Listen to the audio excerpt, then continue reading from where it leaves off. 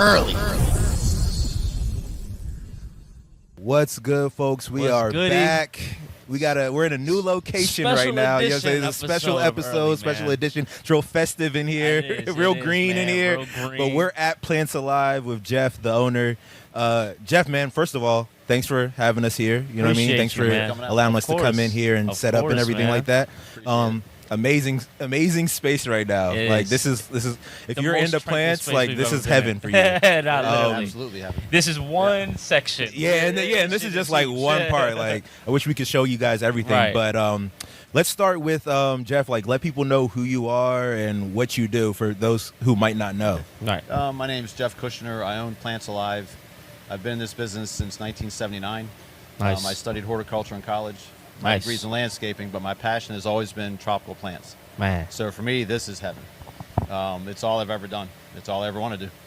So I've been into tropical plants since I was a teenager. Nice. And it eventually studying horticulture and meeting the right people and working for Plants Alive, buying the company, moving in here in 1986, and the rest is just history. See, let's start from the beginning though. Right. So like you said, you've been into plants since a teenager. Yeah. How did that come about for you? Good question. So I think my earliest memory of working with plants was when my father wanted to have a little vegetable garden. Nice, right. 10 by 10 garden. I grew up in Wheaton down the street. Okay. Nice. And all right, so we made this garden, and if I had to pinpoint, I guess that was it. It wasn't like I was fascinated with plants, Right. but soon after that, I fell in love with tropical plants. And like our customers, I couldn't buy enough. Right. And it became an obsession. And so going through high school, I saw a bunch of plants in the backyard, and I decided when I went to the University of Maryland to study horticulture. You know, I think that's, not to interrupt, but I think that's so, sometimes it's rare and it's also a beautiful thing when you can share a passion with your parents or like your facts. parent. Sometimes parents might not resonate or understand what their child or their kid's up to. Like, yo, I don't know why it is that you do this or things like that. Like, I'll even resonate with like sports. I remember I used to play basketball growing up. My dad did not really care for me to play basketball. He was like, this is going to mess up with your studies. Yeah.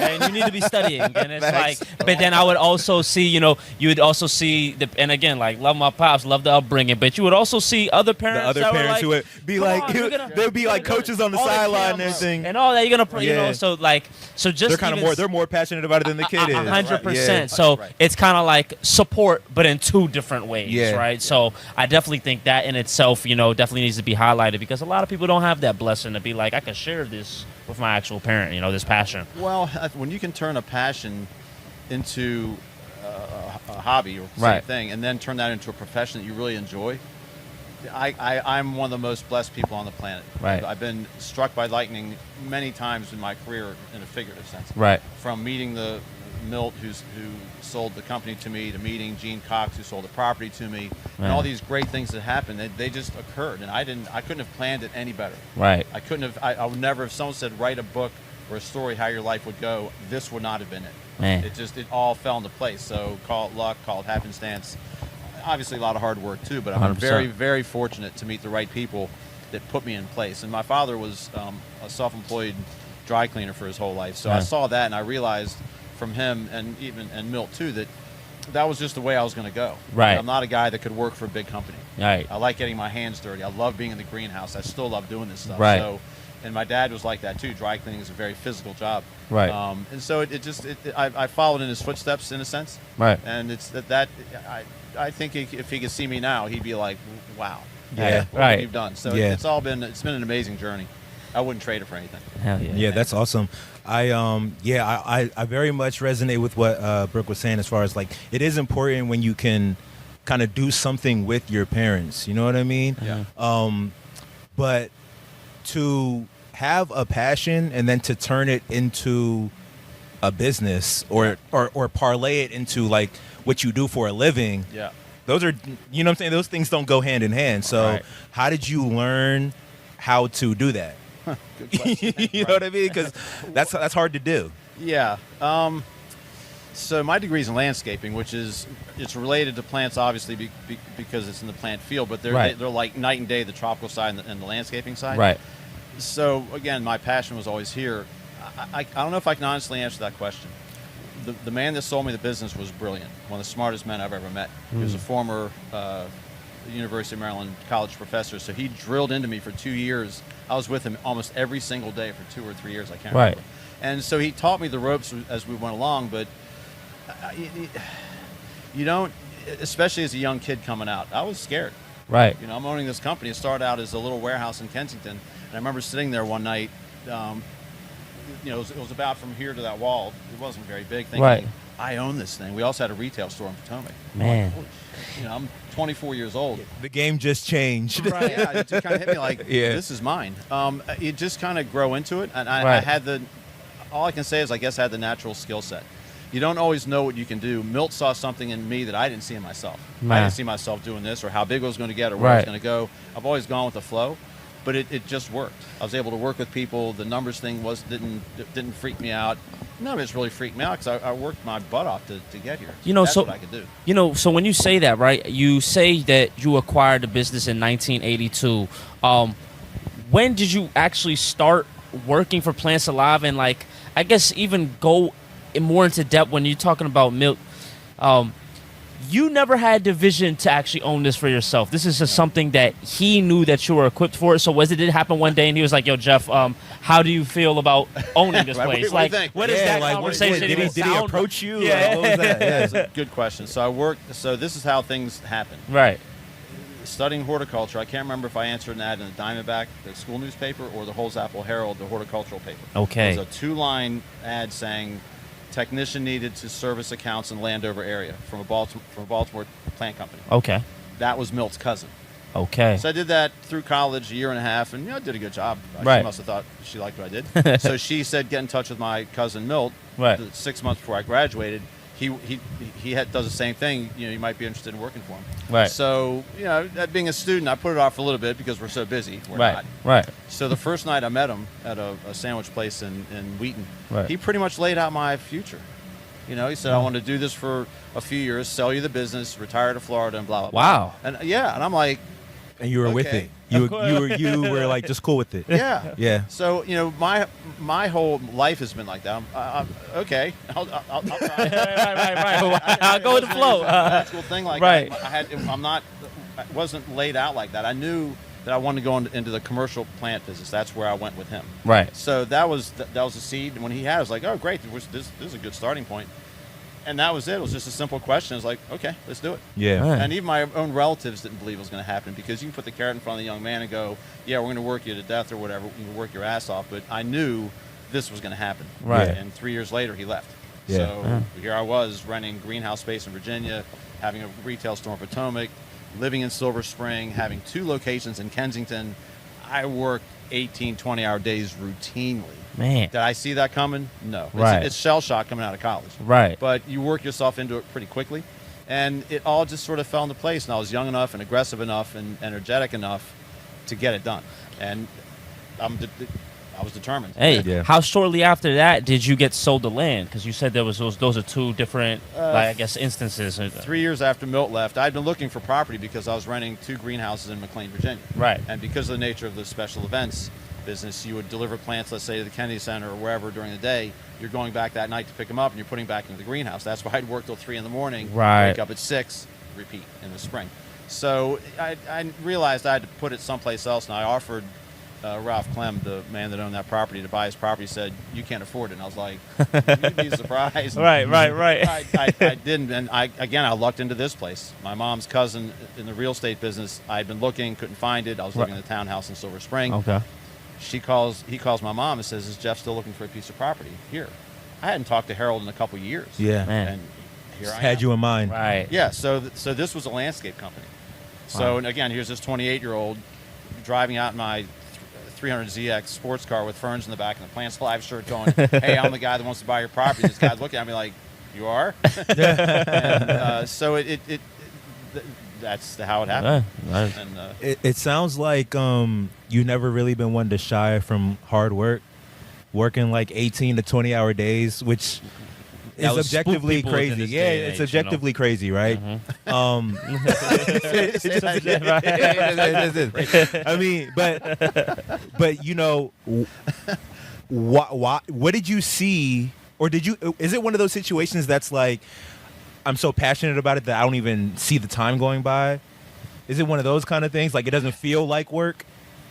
It felt like work. Yeah. My first 24-hour day, I did not see that coming. It was not in the cards. We literally worked from 6 in the morning until 6 in the morning. But like financially, it was rewarding, like doing all this, or was it still, you know what I mean? Like truck through it. You're just like, I know I'm doing this for a reason. Both. I know, that job kept going and going and going. The guy kept adding plants, and at some point, because I'm ultimately competitive, I'm going to get it done. Right. And it was kind of funny. It was just me and this other guy. To think of the volume of work that me and a couple of people could get done.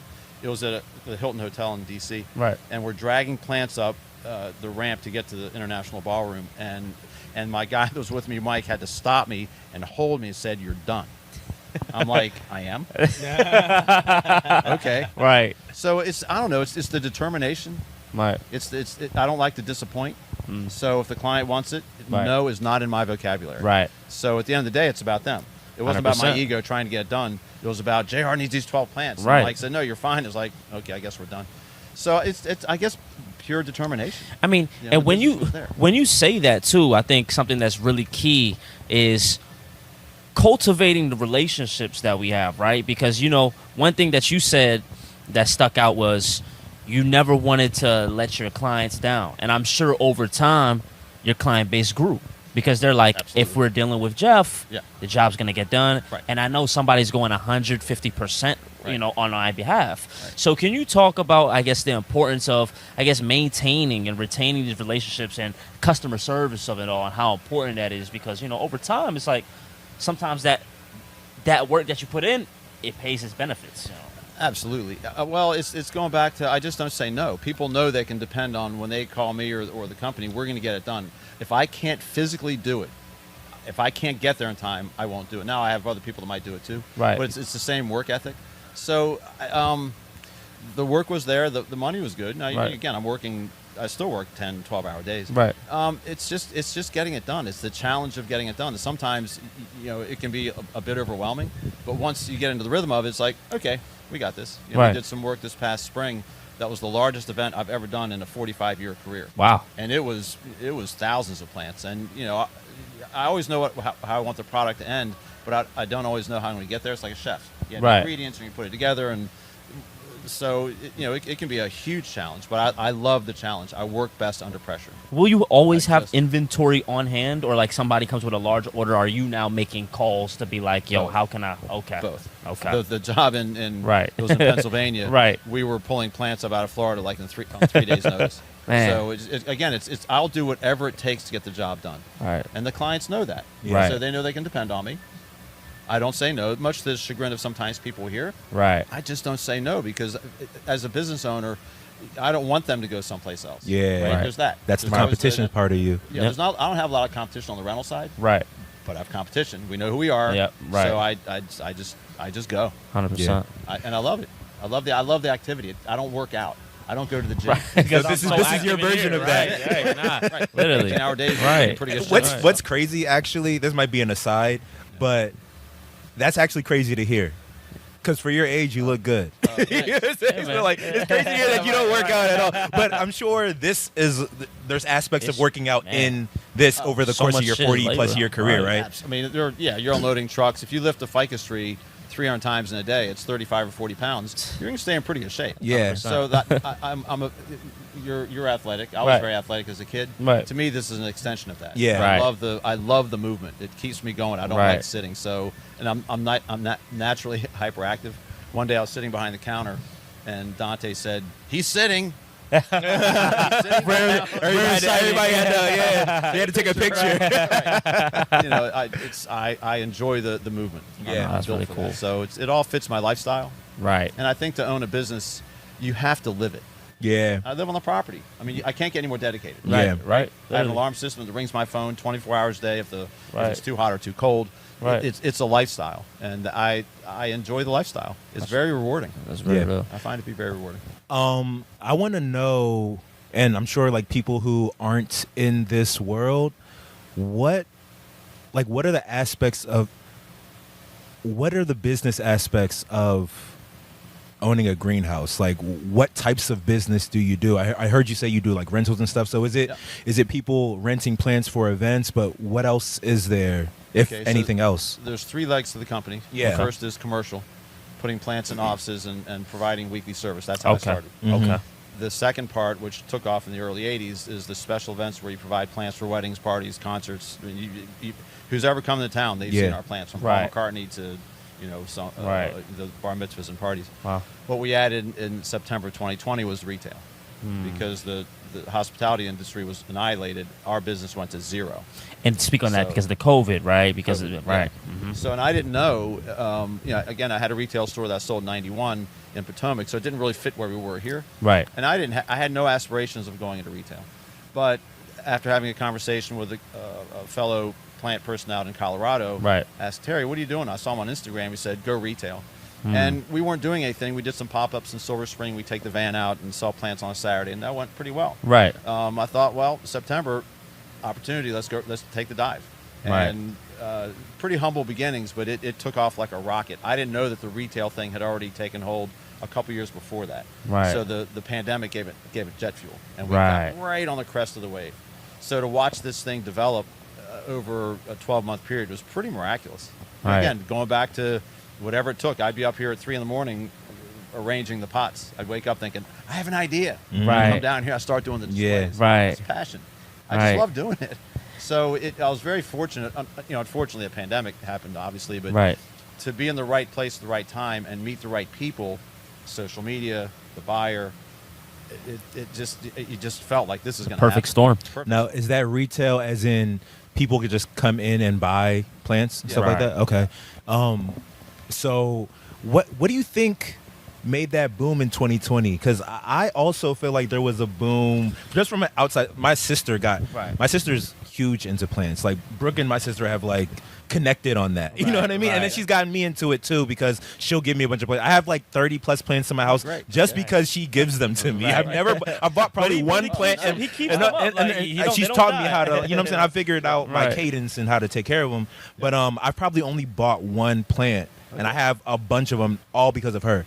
But I think she also got into it around that 2019, 2020 time. Was there something going on that made it boom? Was it just like social media? What was it? I'll say for myself, like obviously, the pandemic happened, but I'm not going to say like, boom, pandemic. I'm like, I need plants in my life. It didn't happen like that. But one thing that it was just a series of events that kind of just pushed me down this path. I remember I had went to one of my friend's house and she had all of these cuttings. She was just propagating them and doing all types of things. And I have that inner scientist. I'm like, what are you doing? What are you doing? Yeah. What do you you seem like you're up to something. I see these are regular plants and then you're doing something under here. She's like, I'm propagating them basically. I'm trying to, get those rooted so I can also plant them as well. Do you, here. Here, matter of fact, here, you should take one, right? And at that moment, I took like a cutting back home to me and then I don't know why I had something within me that was kind of like, I want to keep this alive. I want to grow this into something. That died, but later that fall of 2020, I was kind of like, you know what? These plants are the same things that can actually produce things for us as well, too. So I was like, fall season came. I was like, let me grow some broccoli. Let me grow some leafy greens, some kale, and things of that nature. You have the garden here. Exactly. I remember that. Man, we're going to get into that. And so I started that, and that was a transformative process for me because I was like, now, I don't have any kids, and I'm sure it pales in comparison to actually taking care of a child. But for me, in this instance, I was like, wow, I put these seeds in the ground, and it sprouted, and a month, 2 months later, 3 months later, we're actually consuming the shit that we had just put into the ground.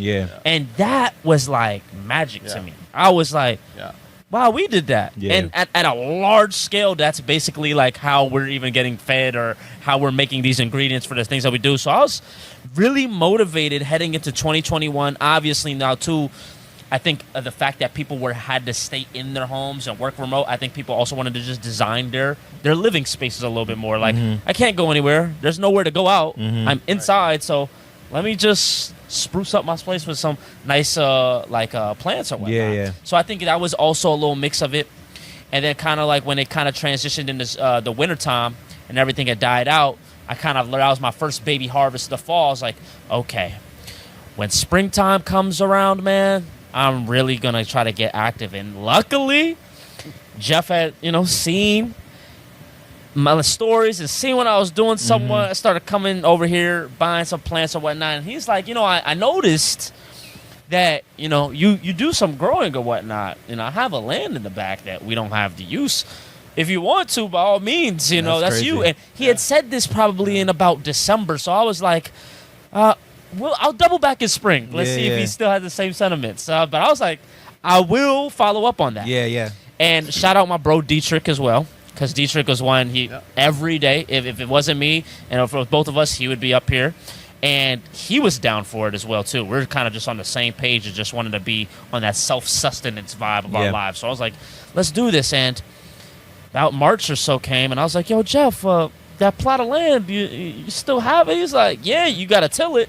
He said, it's kind of messy, but so you just do what you want. And that 2021, man, that was a great harvest year. Learned a lot about myself, learned a lot about plants in general, learned how to grow so many, like a multitude of different crops. You also have to watch out for the predators of the wild as well, too. And these predators are much smaller than you would think. We're talking aphids and all types of just insects where it's like, if you don't actually really look at your plant meticulously, you wouldn't even notice that they're really getting chewed up, man. Until it's too late. So... yeah, man, just in terms of just accountability. And, when it's transitioned into the summer, we're like, yo, you really can't miss a day because you don't water these crops. Yeah, that's it. They're going to, there's not tropical house plants, a lot of them. Like, a lot of the crops you grow outside, like, you need to tend to them. So, yeah, man, it was just but to answer your question, I kind of went on a tangent. It was like, I think it was just a mix of people wanting to, lively up their living spaces at the same time having time for a new hobby. I have the time to do something. Let me go learn something new. Yeah. You agree with all that? All of that. What he said. But I don't. It's still a bit of a mystery because there's so much fervor out there and so much enthusiasm. Right. And it's waned some. But not so much. People still love buying plants. And they come in here and they're amazed at what they see.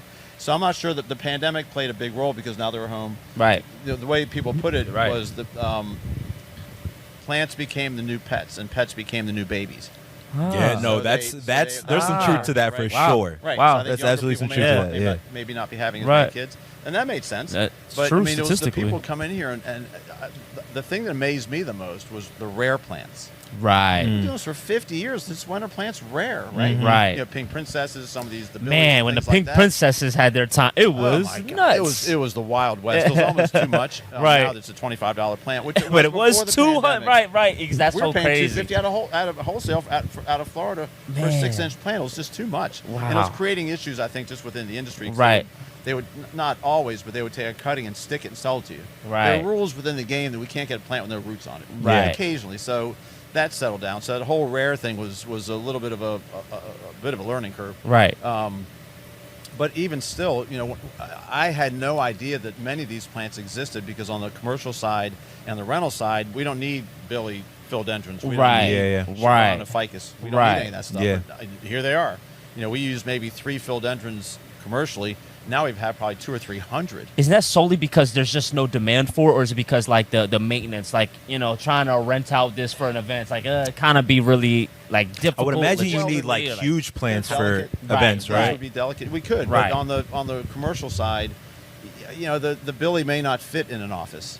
Right. So maybe a bird of paradise, but that's more of a common plant. So to learn, again, when I was young, I could not read enough about plants. I had magazines, I had books, I had cards. I'm studying in college. If it's that plant, my brain went like that. Yeah. Right. So this is taking me back to that. And it's exciting again because I'm seeing all this stuff for the first time. Right. That's saying a lot for a guy that's seen millions of plants. 100%. Literally. So for me to wake up to do this, it became a dream come true.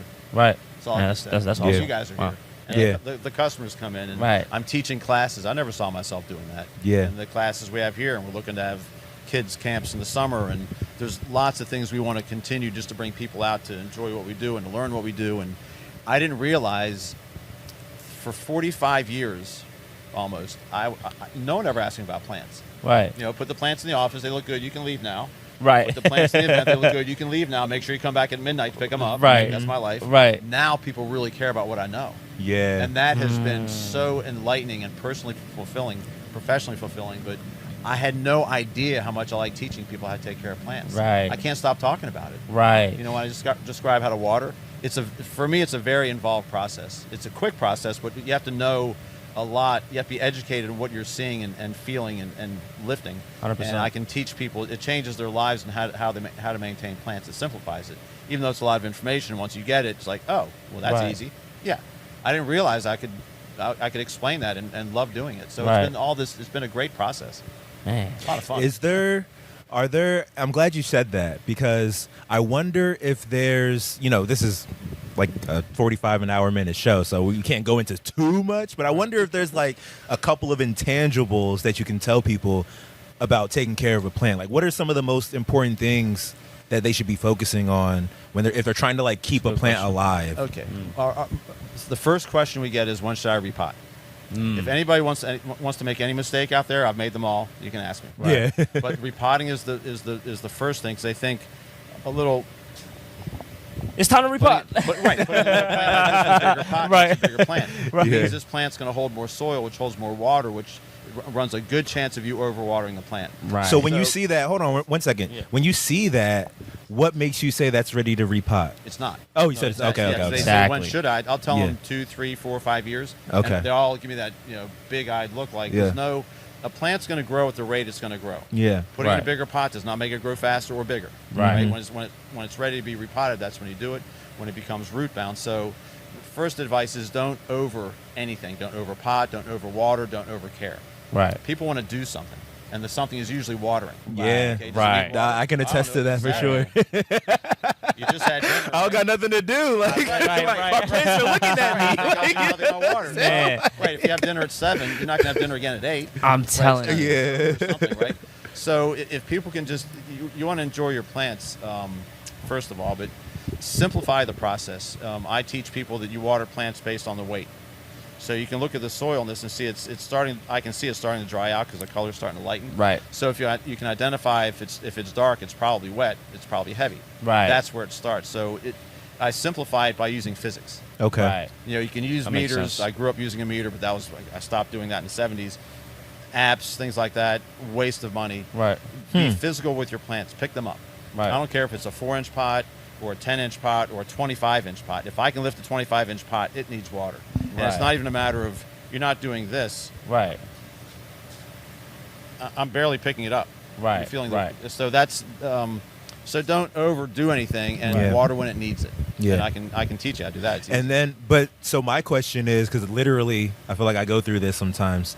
I try not to overwater, right? And then I turn around and I look, and it looks like I'm underwatering. You know what I mean? Right. Like I'm not watering enough. Like Okay. my plants, the leaves will get really droopy. Okay. You know what I mean? And Okay. that's kind of when I'm like, okay, maybe time to water. Yeah. Or maybe I'll it's see not like a water discoloration. Right. Oh, you said Okay. maybe it's Oh, not a water no, thing? no, because I was saying sometimes you'll notice like, okay, I haven't given it too much. I haven't been giving it too much water. Mm-hmm. Now, all right, I give it some water, and I'm not even gonna overdo it. But then when you still realize that your plant still's not responding, don't how you look- want to, you're like, all It right, don't is look it the alive, like air? plants alive. Like it don't look. Is it the temperature? Yeah. So what are, I guess, what are other factors, like when it's like, all right, you might have the water down to a Yeah. science, but now you're like, my plants. But it still don't not look respond how I like think that. it's. Yeah. So the misconception is plants cannot sit in water. You say that they cannot. That's That's the misconception. Okay. Yeah. Plants can absolutely sit in water. I maintain that you want to water a plant thoroughly. You eat an entire meal, right? Right. You Yeah. have to survive on 2,000 calories. Right. And you eat 1,500. Right. Eventually, you're going to start to cave in. Yeah. Right. Plants the same way. If you water it halfway, 2/3, you're going to be getting what you're saying, right? That's where watering. So it's thoroughly not is watering critical. enough. Right. So you always want to leave. So a plant like this, you might leave a ½ inch of water underneath, watering from the top. That's where weight comes in. Once you understand what heavy wet is and light dry is, all of that goes away instantaneously. Within 2 weeks, you'll be like, oh, they'll almost never droop again. They might, but that's if you're not keeping up on the weight. Mhm. Pick up your plants every 3, 4, 5 days. You'll get the rhythm of the plant. That the watering's frequency changes as the seasons change outside, with heat and air conditioning and no heat, no air conditioning. light levels change as days get longer, so your frequency of watering changes. Weight doesn't lie. That tells you everything. Right. We have 6,000 plants here. Right. Every one of them is picked up. Yeah. At some point. No, that's crazy. Or I look at the color of the soil. I just know. So that will alleviate plants leaves drooping or watering going, it doesn't look quite right a few days later. It probably needs more water. Yeah. Water thoroughly. Okay. It's so funny. It's so funny, man, how many people I've had conversations with, and they'd be so discouraged because they felt like they've done everything. Like, yo, I really have cared for this plant. Yeah. And then they just label, they're like, I don't have the green thumb, man. And I'm just like, look, man. I'm like, people put that they put that title on themselves, and I'm like, look, it's really not the matter of that. It's like, it's a matter of education, not your care towards. Like, we know you have a good intention towards your plant, but you still need to learn. And it's not like a birth-given trait, or like you know what I'm saying. It's something that you can learn. Like, I'm sure you've learned it over time with all your experience, and then that culminates into knowing what to do. Right. If you've never done it, then you don't have the green thumb yet. You know what I'm saying? Like, and it's not something that you can't obtain. Is what I'm getting sometimes at. you need that passion to want to educate yourself. You gotta want to educate yourself. What is there? There isn't like necessarily an incentive other than your plant just doing well and looking beautiful. Other than that, it's really all on you if you want to get to the bottom of it. It's not going to be like, thanks. Yo, like, you know what I'm saying? Like, there's no or some people just, they'll be like, they'll look at their plant and they're like, yo, I'll get to it next time. And then now it's looking like a dire emergency, and you're trying to call everybody that just knows something about plants. Like, yo, what do I do? What do I do? It's like, every day is a day you should tend to it. Well, and that's it. Knowledge is power, obviously. Right. Knowing the first ingredient for a plant is light. Second ingredient is water. So once you figure out you have the plant in the right light situation, now the watering comes into play, and weight is king. It just doesn't lie. So once you get all that down, it's a very simple equation. When I teach the class, the tagline on the sheet I give out is, I have a black thumb. No one has a black thumb. You just have to have the information and have the confidence and understand what you're looking at and feeling, and then it all comes to light. It's like, it's like orchids. Right. People put ice cubes on orchids. That'd be difficult just water them. Right. I've heard so many strange things with orchids. Right. Why would you put something from the Arctic on something from Florida? It's an iceberg. Right. It's water. So, I don't know if that was a marketing thing or whatever, but it's a very simple process, and it starts with knowing the plant, knowing the light level, watering it. It's not nearly as difficult. People that think they have black thumbs. I could unteach that in about 30 minutes. See, that's beautiful. And when we're talking about education and you talking about you kind of like realizing like, oh wow, through this the past 4 or 5 years, how much you even love to teach this process. How did this lead to you wanting to do like more community initiative type things? Because I see now you're doing a lot of things that now bring people in. It's like, yo, do you guys, not only do you like plants alive, do you love plants? Well, come together, like it might be a weekend or it might be an event that you have coming up, and you have classes. So like, when did you start having this mind to be like, you know what, man, I want to start educating in the masses? If people are interested, I would love to do that. It was pretty organic. The teaching, I don't think I'm a natural born teacher, and I can be a little bit shy, I think, at times. That was my moniker growing up, definitely. So I woke up one day and I thought I'll teach a class. Right. So I talked to Amari, the social media guy, and he said, okay. And I was pretty much in a panic for 3 weeks because I'm not naturally good in front of people. Right. And it's like, yo, how can I do this? Well, it's like you got the people now. It's like, damn, what do I teach? Like, how do I do this? Where do I start? So one night, or for a few weeks before, I'm with my girlfriend, and I'm not sleeping well. She's very intuitive. She said, you're bothered by teaching. I said, yeah. She said, you've been practicing this for 40 years. It's not that I didn't know the material. Right. So that eventually it happened. It was very easy. And now it's, there's so much enthusiasm, but that turned into the vendor fairs that we have. Nice. The community that's been created to me is very humbling, because this is not about me. It's about everything that's been created around this. Right. And have all the vendors come in, and the people that sell stuff here, and the people that make things. That has been as rewarding as the plant itself, because I didn't realize that was even out there.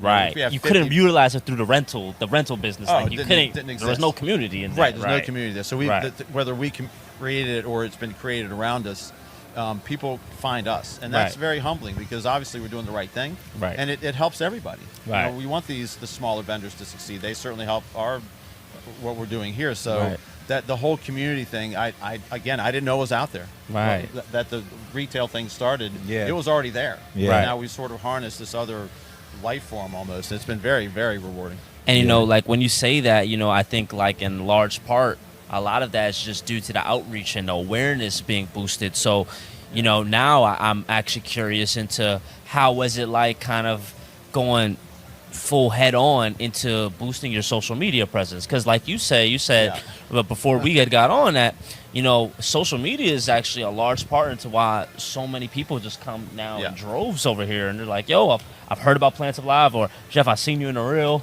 rolling through the the plants or whatnot, and doing the Beyonce dance and whatnot." So, when did you start realizing like, okay, man, this is actually a real factor into driving new clientele? I knew we needed it. So when I started in 2020, even before the pandemic, I was trying my hand at social media. There's a science to it. Right. These guys know what they're doing, whatever the hashtag. So I was trying to educate myself, and we started out with 600 followers, and after a year, we ballooned to 650. Clearly, it wasn't really doing much. But I'm trying to do the right thing, so it just felt like this is something we had to do, especially on the retail side. Did I know that our clientele would be between 25 and 40-year-old, mostly female? No idea. Right. But it felt right. So when I met Amari, we went from 650 followers to 36,000 today, and we're the most followed plant company across the spectrum on landscapers or garden centers or plant stores in the Baltimore, Washington area. Wow. Crazy. Does it work? Congratulations. Yes. Wow. Did I see that coming? You know, it was the perfect storm. Yeah. We work really hard, whether I have to dance to Beyonce or you know, I'll do whatever it takes to make this succeed. Right. And it should be fun. It should be humorous, and all, like I was saying before. So this social media just seemed like that was the way to go. And you're here because of social media. Right. We wouldn't have met. Literally. Right? So it's 100%. amazing. Yeah. And you know, it's crazy. You know, and even when we're talking about personal growth, you know, you had said that, you know, I guess, you know, you consider yourself maybe more of an introverted individual coming up, a little more shy. Yeah. But can you even talk about how, you know, this whole process over the last 4 years, has that even like, have you learned more about yourself? Like where it's like, wow, like this is something I never would have done 10 years ago. Maybe just due to the fact that I was uncomfortable or didn't see the link. And now it's like, you know, you could literally go through your page and look at yourself like, wow, like, I never see myself doing this, but I'm so glad that I am in this stride now.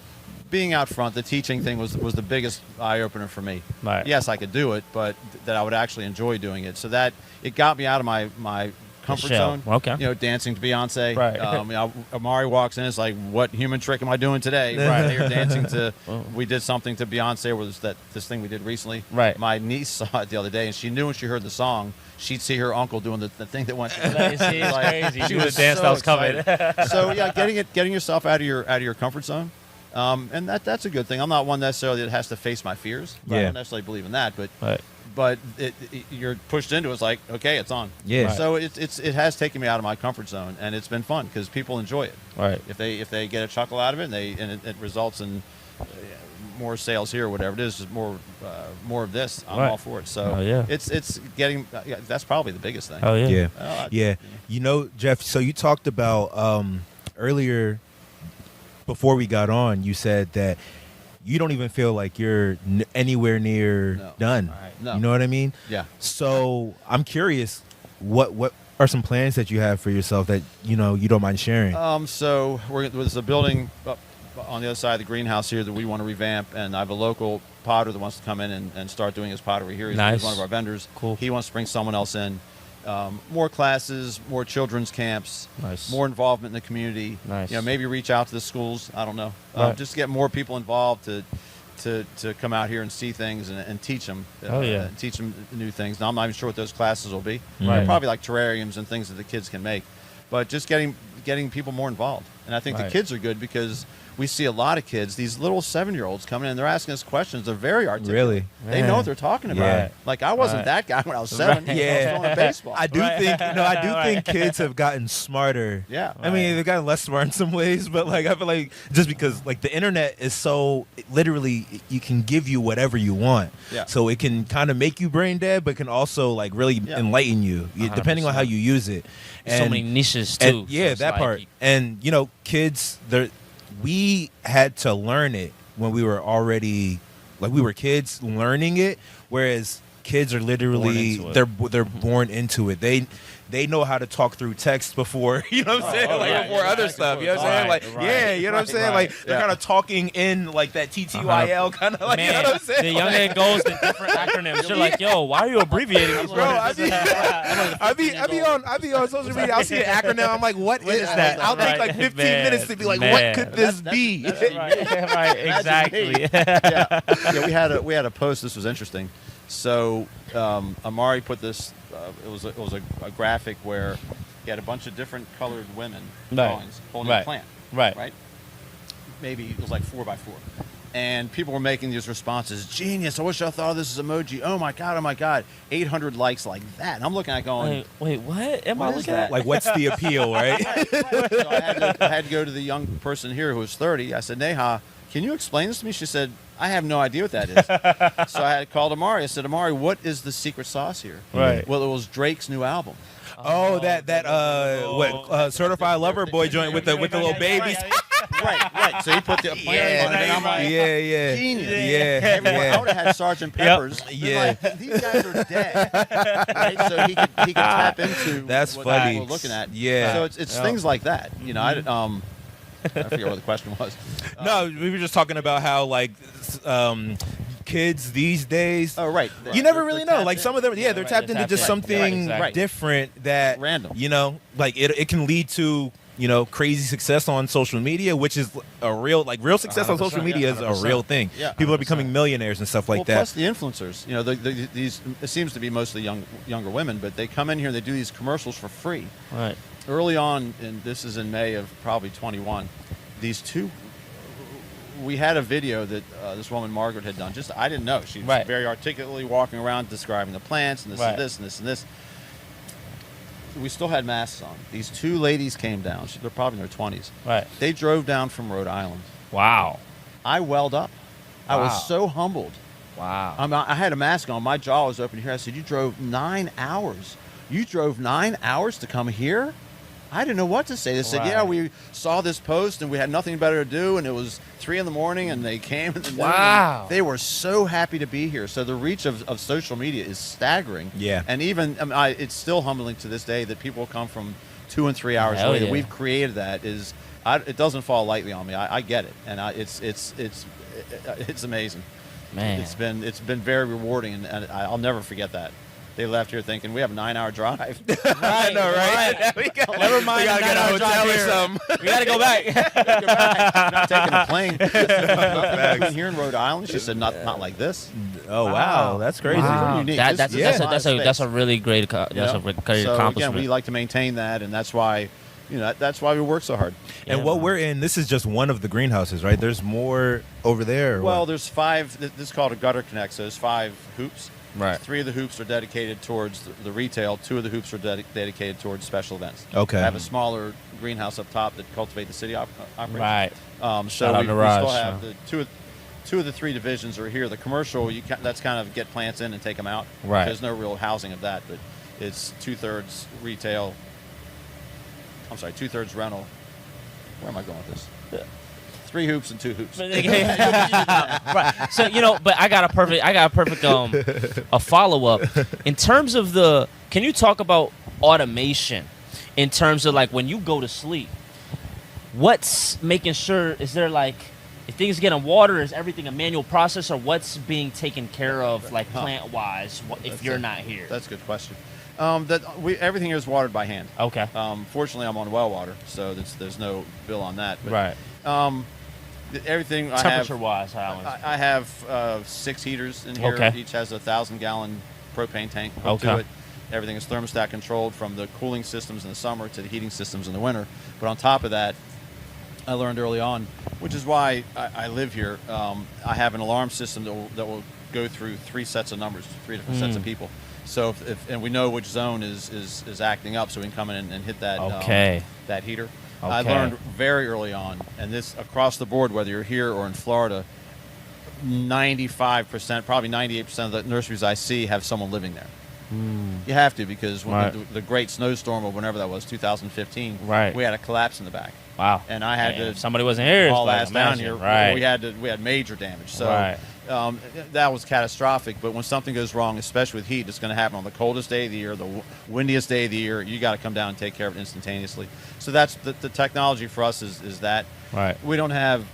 The bigger growers might have injection systems for fertilizing, and that's all computerized. But for here, there's so many different types of plants. We do it all by hand. Nice. So it's pretty rudimentary, which I like about this business. There's not a lot of technology that gets in the way. Right. You know, we operate with Shopify, and we have iPads and things like that. And the point of sale systems are different from the ka-ching cash registers in the '60s. Right. That's all the technology we need. There's not a whole lot. I enjoy that part. There's not a lot of changes besides maybe new containers. Yeah. That's cool. That's cool. Yeah. Yeah. Jeff, man, you've done like an amazing job over your career, bro. Like, I mean, you don't need me to tell you that, but I'm very impressed just having this conversation with you. Hell yeah. And I really appreciate you taking the time to talk with us and everything. Really do, man. Is there anything before we go? Is there anything that final, like anything final that you want to let people know about, or best places to follow you and things like that? Well, we're on Instagram. We have Facebook. We're on TikTok. Nice. But I think just thanking the public for supporting us all these years. For sure. You know, I'm here for them. Yeah. This is for as long as we take care of you. I tell everybody, when you I give everybody my business card. You get me. Right. You get my cell phone number. Right. You know, I did this is a little bit of a tangent, but I did a panel discussion a few months ago during the DC Plant Week. Nice. Where they want to talk about the Home Depot effect. And there's a big difference between coming to a place like us or any other real plant store. There is. Big box stores, because you're not going to get Mr. Home Depot's cell phone number. Mr. Home Depot. You might get an overwatered plant. 100%. You get me. Yeah. If people sometimes, if I'm going from the couch to the bed because I'm watching TV or whatever, if I see a question on Instagram, I'll probably answer it. They're probably thinking, does this guy even sleep? Nah, man. Because I'm so passionate about what I do. I want you to be successful with your plants. Right. That's number one. So there's lots of plants, like you don't see any Boston ferns in here. I could sell them, but it's a very difficult plant to grow. Right. Even would be for me in my house. Right. So I don't want to set you up for failure. We want to set you up for success. Right. That's the important thing. So, but anyway, just thanks to everybody who's supported us over these 4 years. It's been an amazing, amazing experience. And make sure, was it the last Sunday of every month? Last Sunday of every month, we have the vendor fair. Vendor fair. From 30 to 40 vendors, local vendors that sell not even necessarily plant-related things. Really fun day. I'll let the chickens out. Hey. The kids come and bring pets. We're very pet-friendly. Nice. It's my favorite day. And then we have also coming up the Maryland Plant Fest in May. Okay. Which was huge last year. I seen the foot. That looked crazy. This probably going to be bigger this year, man. Well, a little more controlled. Right. But it was a crazy couple days, and we'll have Equigenera come back up, and they come out of Florida and Ecuador. Amazing company. So it's, again, all the people I've met that I didn't expect to meet. Yeah. It's been an incredible experience. So it's been a long journey for you, though. You know what I mean? So full circle. You've been racking up. Yeah, you've been racking up the network, racking up the experience, bro. Like I hope to be doing what I love for as long as you've been doing what you love. 100%. Honestly, it's like really inspiring. Because going back to what I said in the beginning, bro, like everybody can't find a way to make a living doing what they love. 100%. You know what I mean? So that really is something that I don't take lightly at all. You know what I mean? So, and I think being able to even say you are now currently living your dream makes it all worthwhile. Yeah, that makes absolutely. everything that worthwhile. That in this moment I'm living my dream. Yeah, this is the best time ever. That's awesome. Yeah. So it's been, I don't consider this work. I really don't. Right. People come in and want to ask about plants. I'm like, it's on. You know, how much time you got? Right. They're like, you've been talking about sure? watering plants for 2 hours. Right. I'm like, are you listening? So yeah, I don't consider it work. I don't. This is my dream come true. So hey, man, thanks for everything. Yeah, this has been a real treat, man. Hell yeah, definitely, man. I got some tips. Yep. I know I'm gonna take home with me. You know what I'm saying? Make sure I got my plants looking right. And not only do we have a plant edition of early, but a Christmas edition. Literally, yeah. So happy holidays, folks. Happy holidays to everybody, man. Yeah. Tuning in, man. And Jeff, again, thanks again, man. Thank you so much, man. Appreciate it. Early.